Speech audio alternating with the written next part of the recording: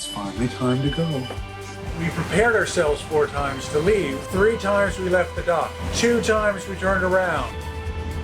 I don't know how much room I got until shallow water. Hello? Hey, Sheldon, George. What was that phone call about? I'm Cindy, and this is Shell. We sold everything and set off on an adventure, living and cruising on a boat named C-Shel. Click, subscribe, and sit back as we show you that it's possible for all of us to live an extraordinary life. We've been in Bimini, Bahamas for roughly 4 months now, waiting for a crossing back to Florida to get our starboard engine repaired. After a handful of attempts, as we will explain shortly, we finally feel that we have the perfect weather window. Stay tuned as we give you the full update on where we stand with that engine. 6 a.m. and we're gonna have to leave. Yeah, last morning with the kiddies. Hey guys.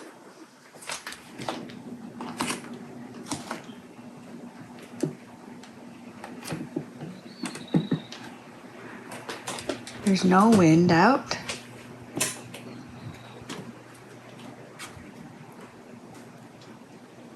Let's hope for a good crossing. Good morning. It's finally time to go.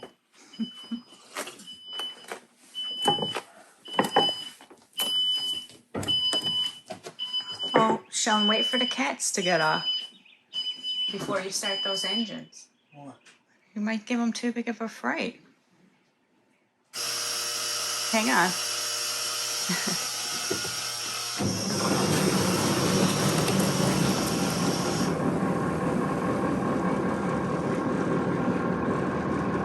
Oh, there goes Margie. Oh, Margie, we're going. Oh, I know.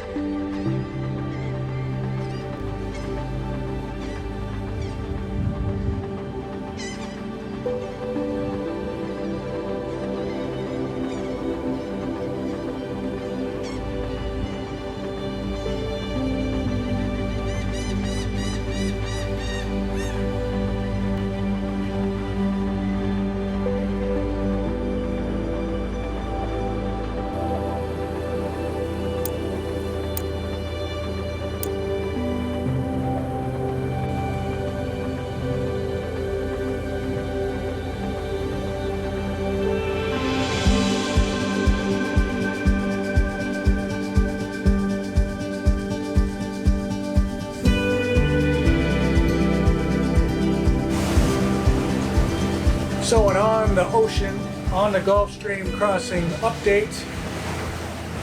We're about 10 miles from Fort Lauderdale. Yay! Yay, but it took a long time to get here. Not for lack of trying. Yeah. We attempted 4 times to leave. Well, we prepared ourselves 4 times to leave the Bahamas to Florida. Starting when? At the beginning of March or at the end of March? End of March, yeah. And one time the weather changed so much we decided 4 a.m. in the morning not to go. But you know, we still had that mental preparedness that we went through and we're ready to go. Yeah. Up all night waiting for the window to leave in the morning. And then 3 times we left the dock. 2 times we turned around and went back to the dock. 1 time was because of waves on the beam rocking us all over the place. It was too rough. So nice. But the first time was because the blocking I had done on the coupler to stop my prop from freewheeling came to pieces. So this is pretty much the same thing I had done when we did it years ago crossing to Freeport. That didn't come to pieces, so I don't know what happened. So right now, my prop is fouled up with thick dock line and tied to a cleat, and the coupler is actually wrapped with line and tied to a support inside, so it's not moving. So I had to foul the prop in order to stop it from freewheeling. I was going to remove the prop, but then I didn't have a prop puller over there, so I didn't even make the attempt. But now this morning we got up 6 a.m. and we're almost there. And we're thankful we're almost there. We're ready to be there. We're ready to address the engine issue. Yeah. And yeah, it's time. But we had a great time at Bimini Cove, Marina. The staff were great. Thank you so much. We met a lot of people there in the condos, beautiful people. Yeah, and then there'd be groups of people come in their boats with good weather windows. We'd meet a bunch of people for a week, and then they would leave. Then it would be quiet for a bit. And then another group would come in. So it was a great season. We made the best of it. Yeah. Right now, we are headed to Fort Lauderdale. We have had a hard time getting a dock in Fort Lauderdale. For easy or dock. Anywhere up the eastern coast of Florida. Yeah. So we have a dock at Dania Beach Marina on a transient dock, and they say it's easy for me to get into with one engine, so we'll see. That's my next adventure, getting into this inlet and then into that dock. Got to go under a bridge, and it's fairly close quartering to make the turn, and then I got to lay myself up on a dock in there and then see where we go from that point. We're gonna go eat out probably and relax after that. Anyway, my arm's getting pretty tired, so I'm gonna let you go. We're heading that way.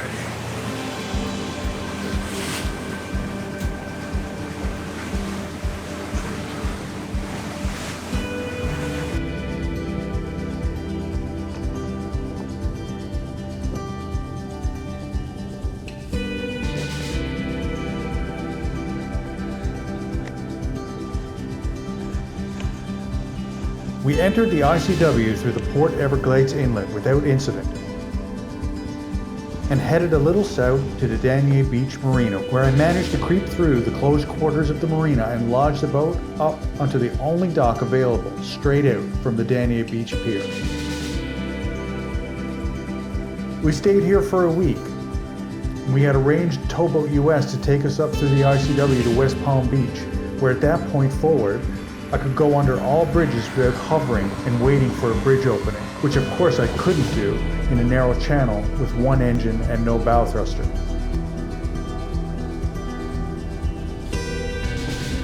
However, we didn't take advantage of the towboat because a beautiful day opened up for a cruise on the outside up the coast from Fort Lauderdale to Stuart. It was a good call because we had a wonderful cruise on a perfect day.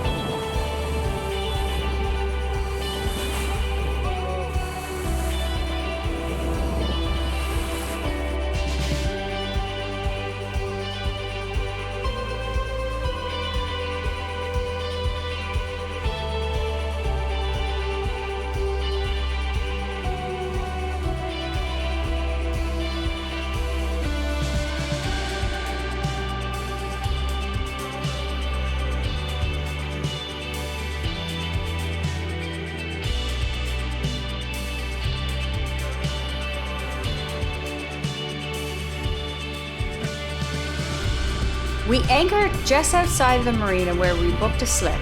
Shell jumped in and untied the prop as he didn't want to do that in the marina. There's our marina right here. Tomorrow morning we're gonna try to get Towboat US to bring us in.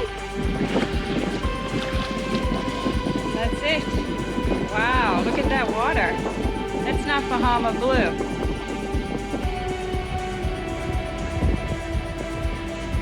We couldn't back the boat into our slip under its own power with only one engine, so we called Towboat US again, and they did a fantastic job towing us into the marina and putting the boat into its slip backwards.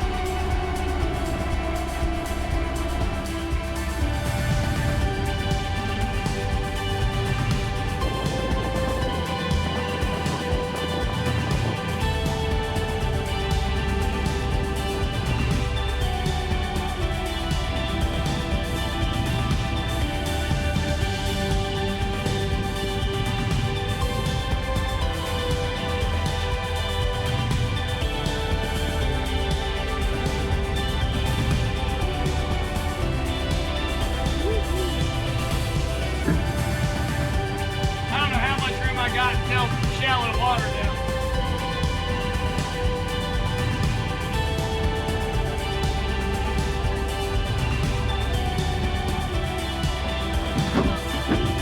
Yeah, go ahead and, yep, there you go. I'm gonna back out without scratching this sport fish.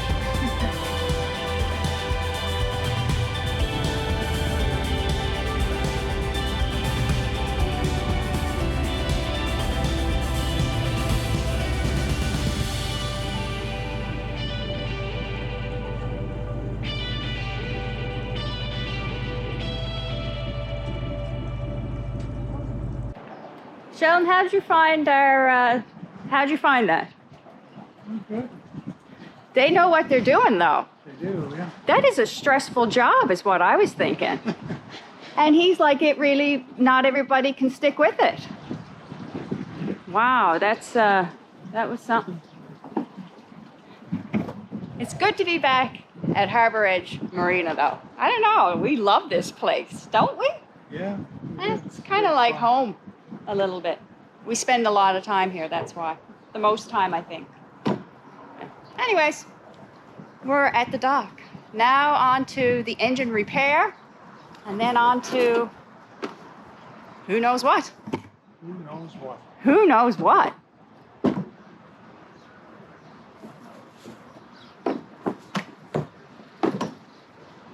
You do know you're not great at that.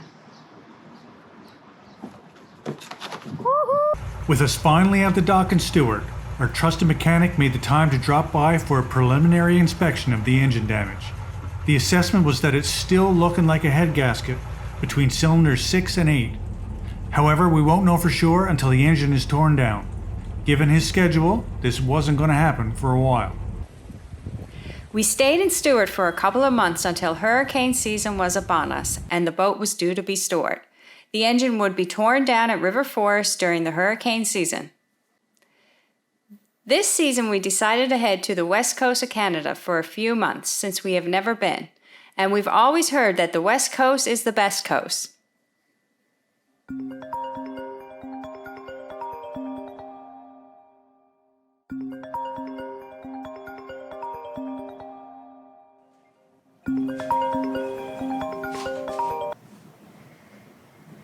Hello. Hey, Sheldon, George. How you doing, George? How you doing? I got Wayne sitting here with me. Okay. I just sent you an email just with an update with some, so you kind of know where you are.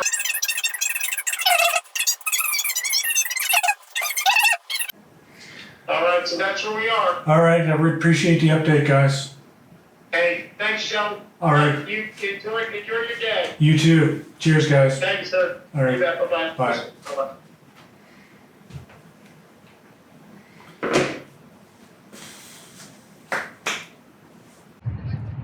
What was that phone call about? We finally know what the root cause of the engine problem was. Initially, they tore the engine down at the yard. It was a blown head gasket. It looked like the head gasket was blown all the way through on all cylinders on that whole side of the engine.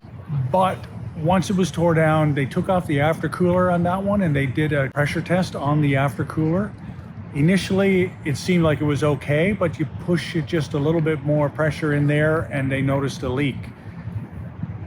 So what we think the root problem is that has been leaking down onto the cylinders and pistons and rings for could be a number of years. Just a slow, very slow leak, pinhole leak in the aftercooler. And that's what really blew that side of the engine. So we are replacing the aftercoolers on both engines, because when one goes, usually the other thing follows on the other engine. So as preventative maintenance, we're replacing the other one as well. Right now, that engine is getting rebuilt. Ripped out. Ripped out of the boat. Oh, important. Anybody with a Tallycraft 44, you can actually take a 32 weight out of the boat, stripped down, out through the side door. I had no idea you could do that. You know. No idea. I thought you had to take the window out. But anyway, just a little side note. So she's getting rebuilt. It's not going to be cheap. And we're here waiting for that to be done. We're going to head back down to the boat in the beginning of November. Hopefully everything is clued up then and everything's ready to go. That's pretty much it. Yeah. That's where we are. In the meantime, we're checking out beautiful British Columbia. Yeah, beautiful place. It really is beautiful here. There's so much to do. We won't even touch the surface with it. Yeah, you could spend a lifetime here and not explore everything that it has to offer. Yeah. We're actually going to go over to Victoria as well for some time and enjoy that over there as well on the Vancouver Island. Get a feel for that one. Yeah. Yeah. Would we live here? Aboard? I mean, I think so, but we've only seen the summer, which Summer's is beautiful. absolutely I've beautiful. not had a better summer anywhere on the planet. No, the temperature is just so nice. Like And it's, no rain, Yeah, it's beautiful. sunny But every day, We've no not wind, seen anything. no thunderstorms. I can't There's go. no wind. There's no. Yeah.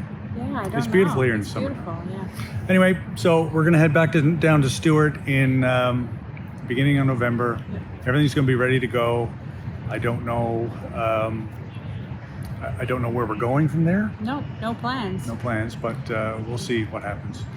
It's gonna be expensive. I think we've blown our maintenance budget for a year or two, maybe. So, but anyway, that's it. That's boating. So I will leave you with this though, just the final picture that we got from the yard of the boat, or at least part of the boat. So we'll leave you with this little snapshot here. We'll see you in the next episode, guys. Bye. Cheers.